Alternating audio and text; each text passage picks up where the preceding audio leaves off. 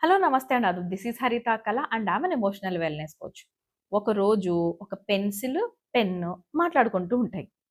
Pen అడుగుతుంది పెన్సిల్‌ని, "నీకు కోపం రాదా? నిన్ను ఇంతలా చెక్కి, చెక్కి, చెక్కి నేను వాడుకొని, యూజ్ చేసుకొని లాస్ట్‌లో వదిలేస్తారే, ఇంత చిన్న పెన్సిల్ అవ్వంగానే నీ పనైపోతుందే, నీకేం బాధ రాదా?" అని అడుగుతదనమాట. దానికి పెన్సిల్ చెప్తది, "నాకు స్టార్టింగ్‌లో బాధేసేది. ఎందుకంటే నేనంత కంప్లీట్‌గా, ఫుల్‌గా, పొడుగ్గా ఉన్నప్పుడు నేను గూడా అలానే ఉంటే బావుండు అని అనిపించేది.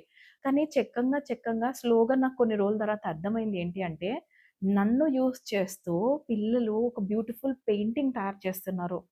నా ద్వారా వాళ్ళంతా రిలాక్స్ అవుతున్నారు.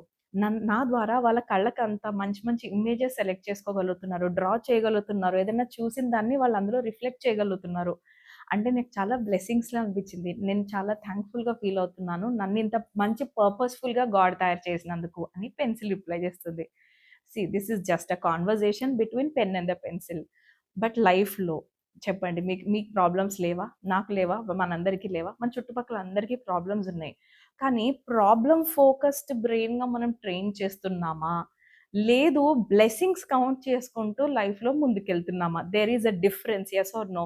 మనం ఏ మైండ్ సెట్‌తోని ఉంటామో అలాంటివే మనం మన లైఫ్‌లో అట్రాక్ట్ చేస్తూ ఉంటాం.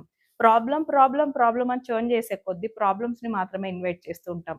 లేదు ఆటిని గూడా మనం బ్లెస్సింగ్స్‌గా కన్వర్ట్ చేసుకోగలిగితే మన మైండ్ సెట్ ద్వారా మనకు కావాల్సినటువంటి లైఫ్‌ని మనమే డిజైన్ చేసుకోగలుగుతాం. This is possible. మీకు కౌన్సెలింగ్ సెషన్స్ కావాలి అనిపిస్తే మాత్రం ఖచ్చితంగా డిస్క్రిప్షన్‌లో చెక్ చేసి మాకు కనెక్ట్ అవ్వచ్చు. బట్ బిఫోర్ థాట్ ఈ వీడియో నచ్చినట్లయితే మాత్రం లైక్ చేయడం అస్సలు మర్చిపోద్దు. Share and subscribe. Thank you.